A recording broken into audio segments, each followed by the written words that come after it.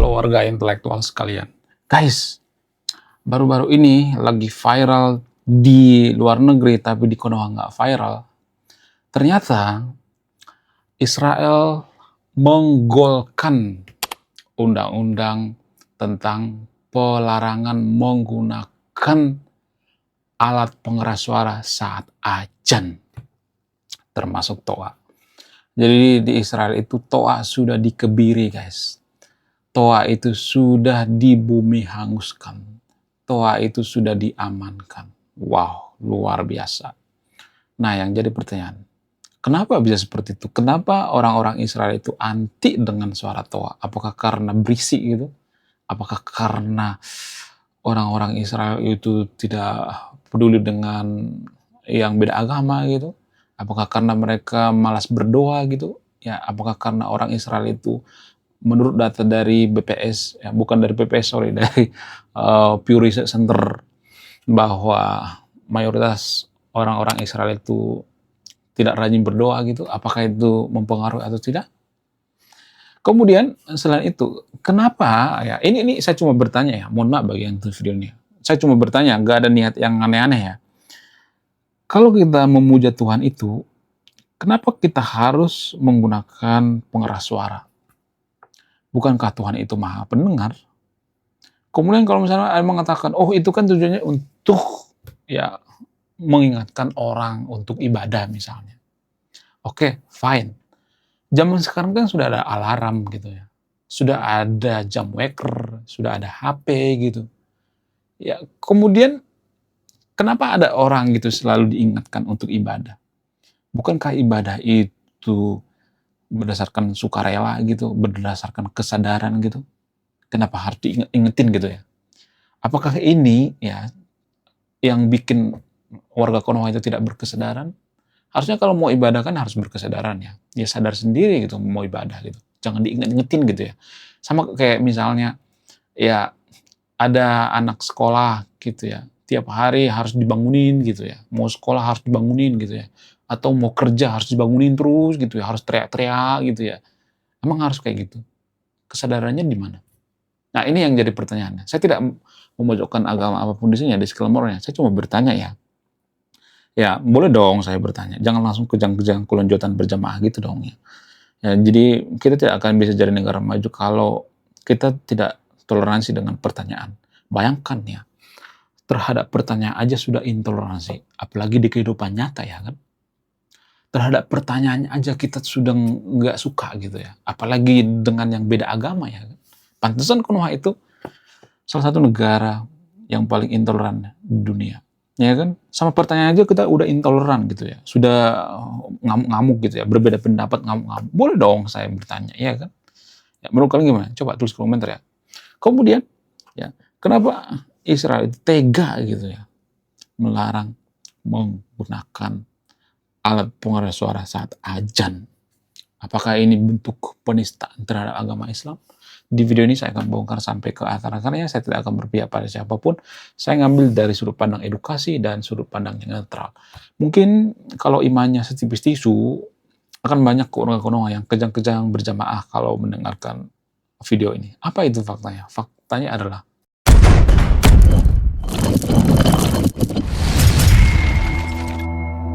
menurut keyakinan saya, orang yang beribadah itu ya atas dasar kesadaran gitu ya, bukan karena dipaksa-paksa, diteriakin gitu ya, atau diingetin gitu ya. Sama halnya seperti misalnya ya kita kerja gitu ya. Ya setiap pagi harus diteriakin ya pakai pengeras suara gitu ya. Ayo bangun, bangun, bangun, bangun gitu ya. Tiap hari gitu ya, sehingga orang lain terganggu gitu. Nah, apakah itu yang namanya berkesadaran atau tidak? Jadi saya cuma nanya ya, saya tidak memberikan jawaban ya.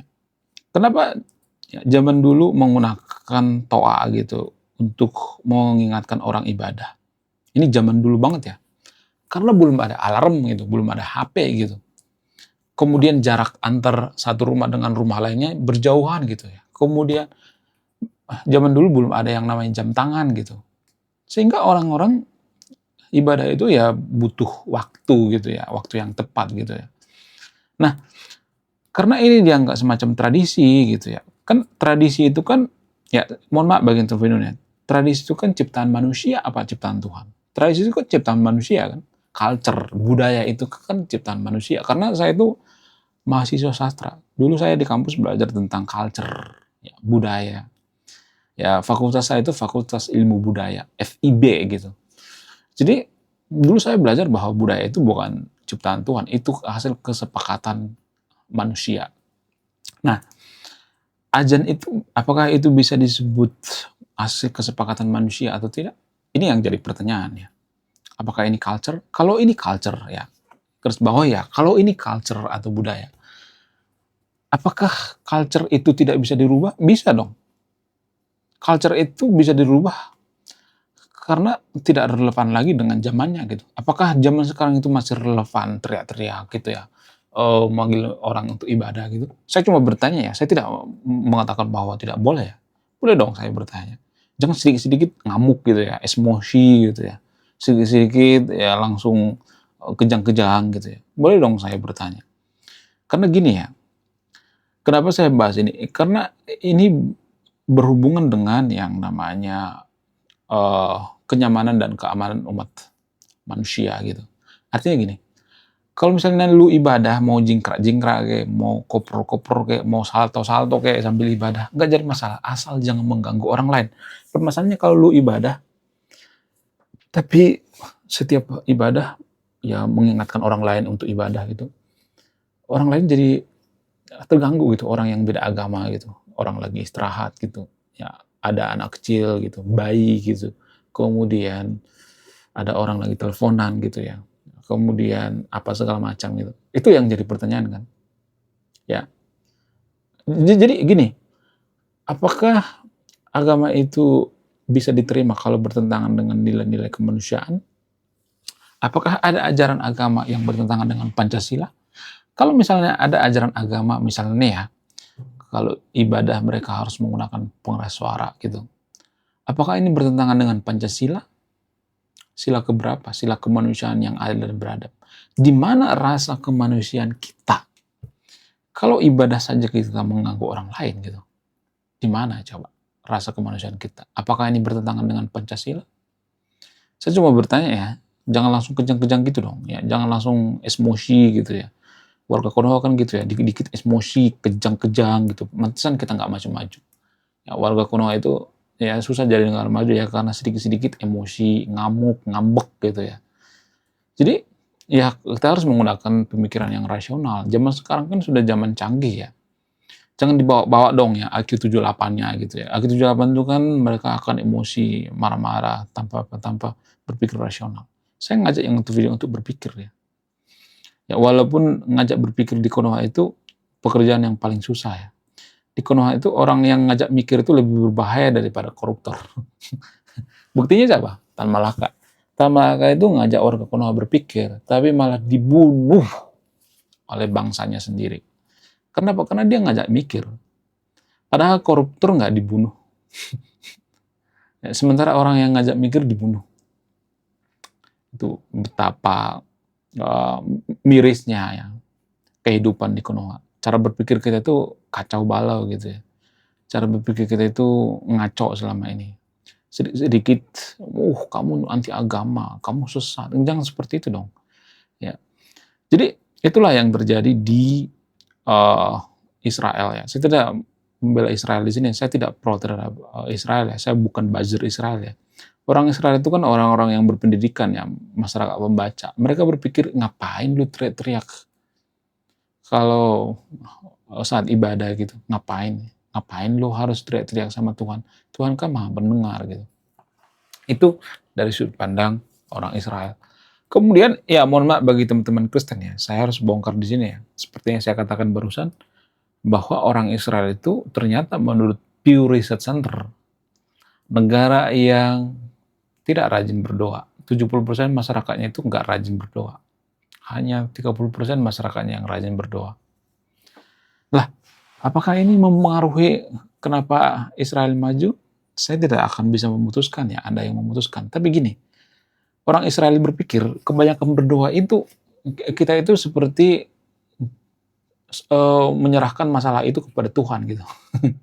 Itu dari sudut pandang Israel.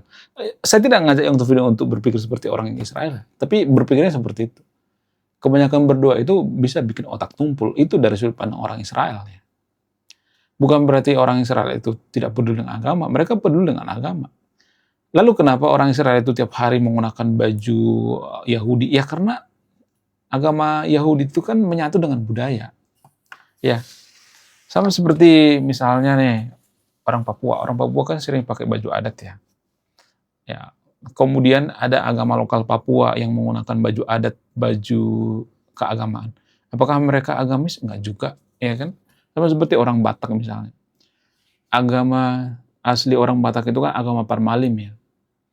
Nah, orang Batak itu kan sering menggunakan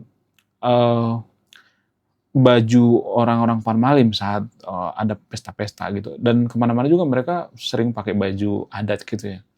Tapi apakah mereka itu beragama Parmalim? Enggak juga kan. Jadi ya kita tuh hanya melihat dari simbol-simbol aja. Sama seperti orang Arab. Orang Arab itu pakai baju agamis gitu ya. Apakah mereka agamis? Enggak juga. Ya karena itu baju adat mereka gitu. Ya baju sehari-hari mereka gitu. Cuma kita kan nggak bisa membedakan mana budaya, mana agama. Tercampur gitu antara budaya dengan agama. Ya, sehingga orang Israel itu kelihatan agamis gitu. Enggak, mereka nggak agamis. Justru itu yang bikin mereka jadi negara maju. Lah, kok bisa? Ya mereka itu lebih banyak bekerjanya daripada berdoa gitu. Berpikir gitu. Lah, kok gitu?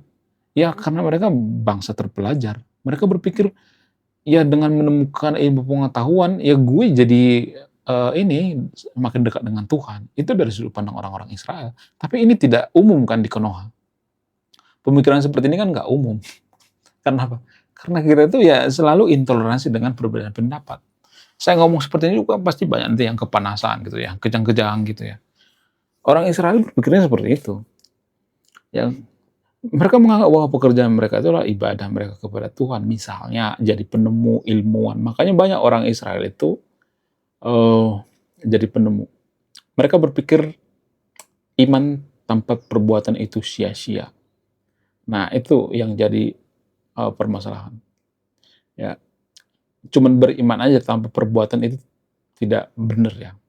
Ini dari sudut pandang orang-orang Eropa ya. Orang-orang negara maju ya. Orang-orang negara maju seperti itu. Iman tanpa perbuatan ya nggak benar gitu. Ini dari culture orang Kristen ya. Boleh dong ya kita tiru mereka, ya kan? Itu yang jadi permasalahan ya. Menurut kalian gimana? Coba tulis komentar. Apakah kalian setuju dengan keputusan orang Israel atau tidak? Silakan simpulkan sendiri. Saya tidak akan menyimpulkannya. Kalau saya menyimpulkan, itu artinya saya berpihak. Saya nggak mau berpihak di video ini. Belum kita lanjut. Jadi guys, kemarin ada yang nanya, lu apa sih kontribusinya bagi negara ini? Lu kontribusi saya ini guys ya. Nulis buku, judulnya Budi Tanpa Pekerti. Ini temanya bahas tentang agama. Kemudian sama luka. Kisah dalam buku ini ada seorang kiai bingung memilih antara menyelamatkan hutan atau menyelamatkan 1000 anak yatim. Link pembeliannya ada di pin komentar video ini. Jadi endingnya apa ya? Saya penasaran ini. Saya jadi penasaran ini isinya apa. Beliau juga beli ini. Link pembeliannya ada di pin komentar video ini. Oke guys, ya sekian video ini. Saya tidak berpihak pada siapapun di sini. Saya tidak memojokkan agama apapun di sini. Saya cuma bertanya gitu. Ya kan?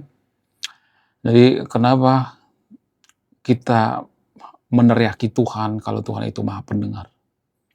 Kemudian apakah itu bisa dibuktikan secara ilmiah? Apakah Tuhan itu bisa dibuktikan secara ilmiah? Tuhan tidak bisa dibuktikan secara ilmiah. Tapi dari sudut pandang keyakinan Tuhan itu ada gitu. Ya kan? Sah saja dong kita berbeda pendapat ya. Saya tidak ngajak yang video untuk tidak beragama ya. Saya tidak peduli ya kalian mau beragama, kayak mau guling-guling kayak ngajarin masalah. Ya. Oke guys ya, sekian video ini. Ya, saya kaum intelektual, salam rasional.